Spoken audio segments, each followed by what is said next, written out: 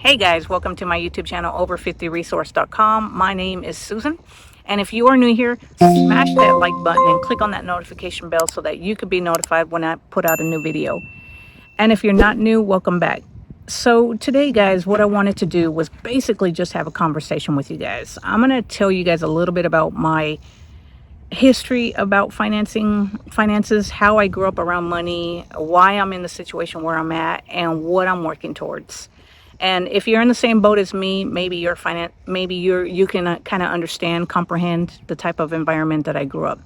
So I am a Gen Xer. I'm 50 years old. I was born in the 70s, grew up in the 80s, way before the internet. And I was raised in a Mexican household. My parents were blue collar, hardworking individuals. They went to work every day. That's how they earned money. That was their only stream of income. As far as I know, they didn't invest in anything. I don't even think they had savings. And if they did invest, it might have been an automatic investment, but we never talked about finances, and I'm not sure why. But unfortunately, that's the way it was. So I basically learned about finances by watching them, how they handled their money. And I can tell you one thing, guys, they did not handle their finances well. My parents went through 3 bankruptcies. They had a repossession, and I think that I know that when they got paid, they would start spending money before they even paid their bills. They lived paycheck to paycheck. The money would come in and go out as fast as it came in. And so that's what I saw. That's what I grew up around. I was around 13 or 14 years of age. My parents wanted to instill a work ethic in me. So they made us get part-time jobs in the summer.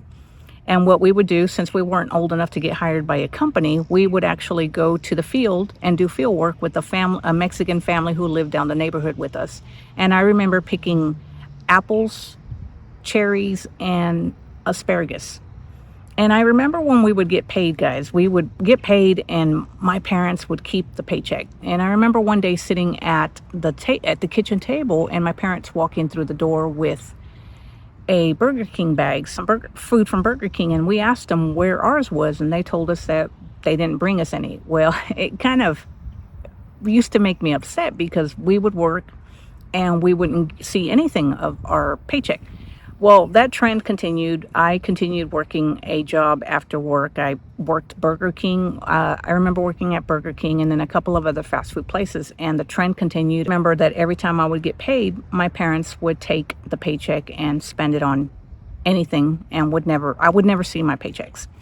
So as soon as I turned 18, I left.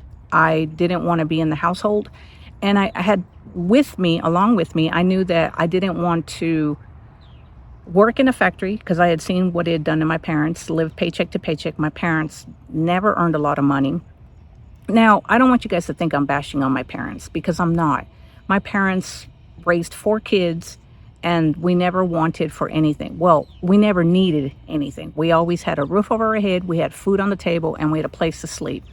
Now, we never wore some of the best clothes or anything, but we can't say that we didn't have clothing.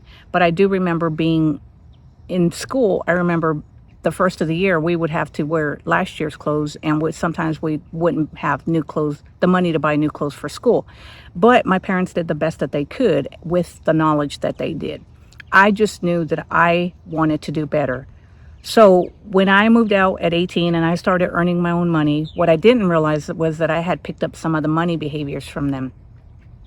The only thing that I did different from my parents was that I would pay my bills on time because I had seen them file bankruptcy and I had heard the nonstop calls from creditors that I didn't want. So I would always pay my bills as soon as the bill came in the mail, because they didn't have bill pay back then. So the bills would come in the mail, I'd write a check, and I'd pay my bills 2-3 weeks in advance. And I thought I was doing everything correct because that's all I knew. And what I didn't know was that I shouldn't have been paying my bills early. I should have been paying myself first instead of paying the creditors first. But I didn't know. I was only doing what I knew at that point. So I would pay my bills first. And then after I paid my bills, what I would do is I'd spend money on foolish things that didn't increase my wealth. I would buy clothing, CDs, shoes, anything that I really had wanted when I was a kid, but always told that we couldn't afford it or money didn't grow on trees, then I buy that stuff for myself because there was nobody there to tell me that I couldn't buy it. And so I did this throughout my early years, my 20s, and then my mid 20s, I bought a house, and I also got a better paying job. So I went from a $20,000 a year paycheck to a $60,000 a year paycheck. And you would think that at that point I'd be a little bit smarter and I wouldn't be living paycheck to paycheck like I had been at 20 when I was making $20,000 a year. But the truth is that I was a consumer. I would buy stuff, I would finance stuff. I even had credit cards. Now I never ran into credit card debt, but I was the type of person who would just make minimum payments. And to this day, I think about a laptop that I bought back in the day when I first started my online business. I bought a laptop with the Best Buy card.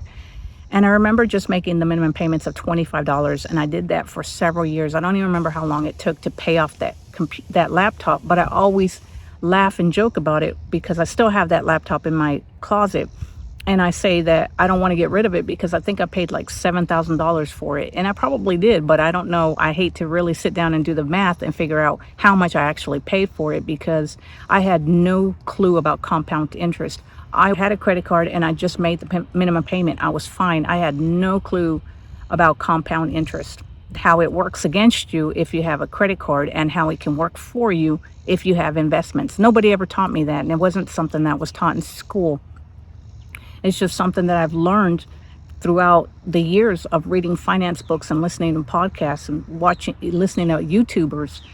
So fast forward to my mid 30s was when I started really wanting to learn more about being self-employed and becoming an entrepreneur and learning more about finances. And at that point, I was tired of working a job. So I knew I wanted to become an entrepreneur, but I had no clue how to do it. Well, instead of keeping my day job and working on my side gig, I quit my day job, which was making $60,000 a year, and just went full force into my side gig. And that put us in a huge financial strain where we couldn't pay the bills. And I ended up having to file bankruptcy because I walked away from a job before I was making a penny online.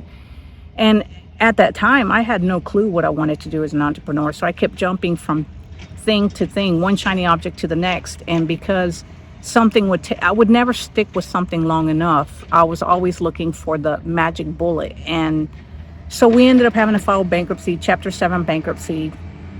And then we bought a vehicle, a 2008 Toyota Prius, and the interest rate on it, if I remember right, was 19 or 20% interest rate because my credit was shot from filing bankruptcy. So our payments were $579.03. I still remember that payment because there were a lot of times that we had to eat ramen noodles because it was hard to come up for the money for the car payment. So that's basically why I'm behind on my finances and my investments, because I had no clue what investing was. Nobody ever taught me. I had learned how to handle money from my parents. I mimicked the same behaviors. Now, I can sit here and blame my parents. I never was taught anything about investment from my parents, but the truth is that I could have ventured out and learned how to do that stuff myself.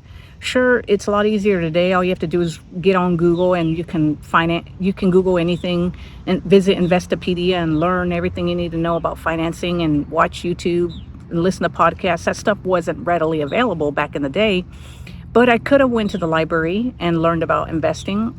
Instead, I chose to just spend the money, live for that day. I used all my money for traveling, for buying whatever it is I wanted. I basically just lived in the moment. And I'm not saying there's anything wrong with living in the moment, but you have to learn how to put aside money for your future.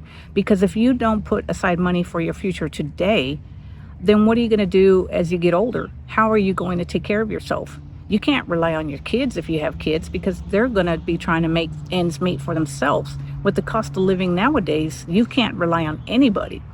So here I am, 50 years old. I'm trying to catch up on my retirement, but not only am I trying to catch up on retirement, I'm trying to build financial freedom. So I want to be financially free. Wealth to me, guys, I want to create wealth, but not for the same reasons that I spent money when I was younger. Instead, today, wealth means that time freedom. I want to be able to do things that I want to do without having to worry about where the money's coming from. And to me, time is more important than anything materialistic. Guys, I'm not financing anything nowadays. I do have a school loan that I need to pay, two school loans actually, that we are still having to pay. But other than that, we do charge stuff on a credit card, but we don't charge it if we can't pay it at the end of the month. So I've gotten smarter with my money. Now I just need to make more money so that I can invest more money and have the money work for me. Because money, I've realized now, without the help of my parents, is that money is a tool that, if used properly, can get you financial freedom so that you can buy back your time and not have to worry about where the money is going to come from, because you can't rely on an employer. Yeah, you can keep a job, but the income that you make from an employer is limited. And if you learn how to make money on the side or do some type of side gig, the money you can earn is unlimited, and you can turn that side gig into a full-time position. So anyway, guys, that's what I wanted to tell you guys. That's the reason that I'm behind on my retirement, and I didn't learn about investing until I was in my 30s, late 30s, early 40s. And I didn't start taking any action on investing until my late 40s, because that's when I started making some money and had extra money that I could invest. And my businesses did not become profitable until in my late 40s, because I bounced from thing to thing trying to find that magic bullet for fast success. But I'm going to tell you guys right now, if you do venture out on your own or you do start a side gig, I want you to know that it's not going to happen overnight. Yeah, I did share where I made $100,000.